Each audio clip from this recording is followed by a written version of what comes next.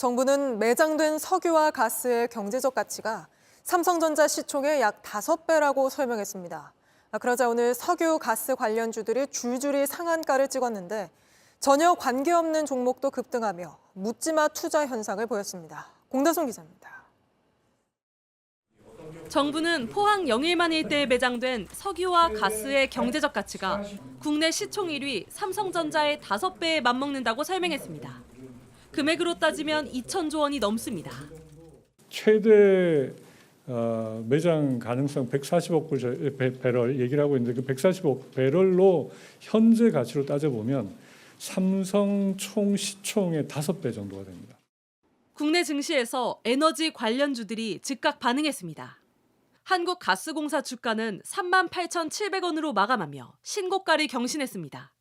대통령 발표 15분 만에 거래량이 5배 뛰더니 결국 상한가로 장을 마쳤습니다. 도시가스와 LPG, 셰일가스 관련주들도 일제히 최고가를 기록했습니다. 곧 시추가 진행될 거란 기대감에 파이프와 밸브 제조회사들까지 줄줄이 상한가를 찍었습니다. 그 여파로 오늘 코스피는 1.7% 올랐습니다. 하지만 회사 이름에 석유란 단어가 들어가거나 단지 에너지 관련업이란 이유로 덩달아 뛴 종목도 적지 않습니다.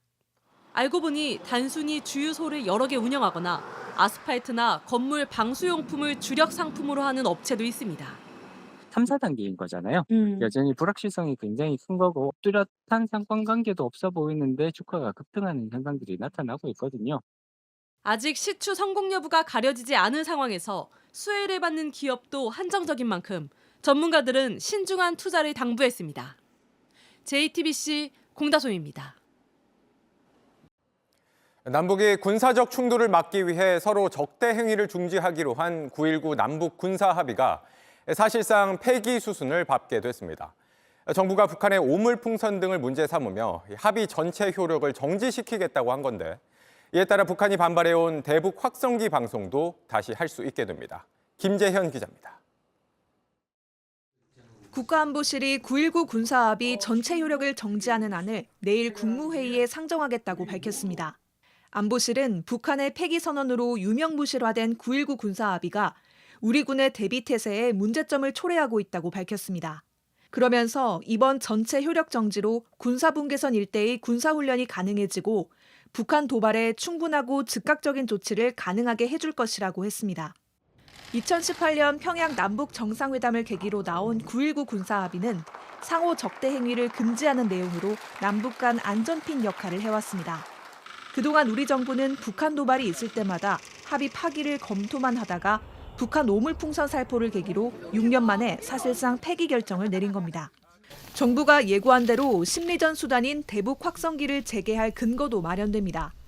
그동안 북한 정권은 대한민국 체제의 우월성과 북한의 잔혹성을 알리는 대북 확성기에 민감하게 반응해왔습니다. 군 당국은 오물풍선 대응 조치로 대북 확성기 재개를 검토하자 북한이 풍선 살포를 중단했다고 보고 있습니다. 다만 탈북민 단체가 다시 대북 전단을 날리겠다고 예고해 긴장의 불씨는 남아 있습니다. 오는 6일부터 한국 드라마와 가수 임영웅 노래 등이 담긴 USB 5,000개와 대북 전단 20만 장을 북측으로 보낸다는 계획입니다. 6일이면 좀 바람이 바뀐다고 하니까 바람이 부는 측가 보낸다고 하지 않았습니까? 정부에서는 대북 전단 살포에 대해서는 자제시킬 수 없다는 입장입니다. JTBC 김재현입니다. 김건희 여사의 명품백 수수 의혹과 관련해 가방을 건넨 최재형 목사가 김 여사에게 명품 화장품도 줬다고 주장하면서 당시 상황을 적은 메모를 검찰에 제출했습니다. 여기엔 김 여사가 비서를 시켜 화장품 포장지를 그 자리에서 뜯었고 누군가와 통화하면서 금융위원 임명도 언급했다고 적혀 있습니다. 연지환 기자가 취재했습니다. 최재형 목사는 지난달 31일 두 번째로 검찰에 소환돼 조사를 받았습니다. 김건희 여사가 인사청탁과 관련된 통화를 하는 걸 직접 보고 명품백을 전달하며 촬영을 해야겠다고 마음먹었다고 주장했습니다.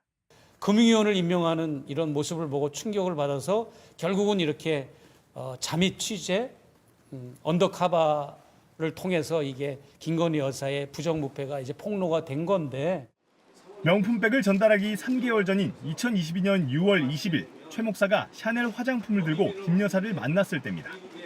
최 목사는 당시 상황을 6쪽에 걸쳐 적어놨습니다. 이 메모엔 그분을 금융위원으로 임명하라고 라는 말을 한 뒤 알았어 잠시만이라고 했다며 비서의 책상으로 가서 메모를 했다고 적혀 있습니다. 화장품을 건넨 직후 상황도 써놨습니다. 김 여사가 정모 비서에게 포장지를 뜯으라고 지시했다며 부인이 추천했다고 하자 사모님께 정말 감사하다고 전해달라고 했다고 썼습니다. 다만 이때는 최 목사가 촬영을 하지 않아 메모를 뒷받침할 물증은 없습니다. 최 목사가 검찰에 제출한 카카오톡엔 선물을 사놨다며 대통령과 맥주 한잔 했으면 좋겠다고 했고 김 여사가 언제 시간이 날지 모르겠다고 하자 최 목사는 은밀하게 전달만 하고 싶다고 한 내용이 담겼습니다. 화장품을 건네기 사흘 전엔 쇼핑백 사진을 보내며 시간 약속을 잡았습니다. 최 목사는 화장품과 명품백을 들고 갔을 때 유모 비서가 자신을 안내해줬다며 주고받은 메시지도 검찰에 냈습니다. JTBC 연지환입니다. 이런 가운데 국민의힘은 김정숙 여사의 인도 방문을 놓고 외유성이었다고 문제 삼으며 김 여사에 대한 특검법을 발의했습니다. 또 당시 김 여사 방문이 결정된 이후 기존에 없던 타지마할 일정이 추가됐고 출장 비용도 늘어났다고 주장했는데 민주당에선 김건희 여사 방탄을 위한 거냐는 반발이 나왔습니다. 유정화 기자입니다. 2018년 10월 5일 문화체육관광부가 외교부에 보낸 공문입니다. 당시 문체부는 도종환 장관의 인도 방문에 협조를 요청한다며 뉴델리 아요디아 방문 일정과 민간 항공기 편명을 명시했습니다. 그런데 출장 이틀 전 작성된 공문에선 전용기로 편명이 변경됐고 러크나우 지역 일정도 추가됐습니다. 그 사이 10월 26일 인도 총리의 초청장을 받고 김정숙 여사의 인도 방문이 결정된 겁니다. 또 김정숙 여사의 출장 마지막 날 타지마할 일정이 더해지면서 아그라 경유 일정이 추가됐고 결국 소요 예산도 2천만 원가량 더 늘었다고 했습니다. 공문을 공개한 박수영 의원은 김 여사의 인도 방문이 인도 정부 측 초청이 아니라 문재인 정부의 셀프 초청이라는 걸 뒷받침하는 것이라고 주장했습니다.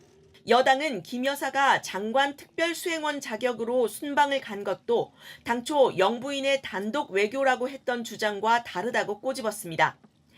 이에 대해 민주당 윤건영 의원은 당시 문체부와 영부인 행사 투트랙으로 진행이 됐었다면서 공식 단장은 정부 공식 지위에 있는 장관이 하는 게 맞다고 반박했습니다. 국민의힘은 김정숙 여사 특검법을 발의했습니다. 국민의 혈세로 버킷리스트 관광을 위해 셀프 초청에 나선 정황, 당초보다 15배 혈세를 투입하고 이것이 사실이라면 명백한 국정농단입니다. 야당은 정쟁용 특검이라고 비판했습니다. 저는 100% 정쟁용이라고 생각을 하고요. 최혜병 특검에 대한 물타기다. 그리고 두 번째는 김건희 여사 방탄용 특검이다. JTBC 유정화입니다. JTBC 뉴스를 시청해 주셔서 고맙습니다. 저희는 저녁 6시 50분 뉴스룸에서 뵙겠습니다.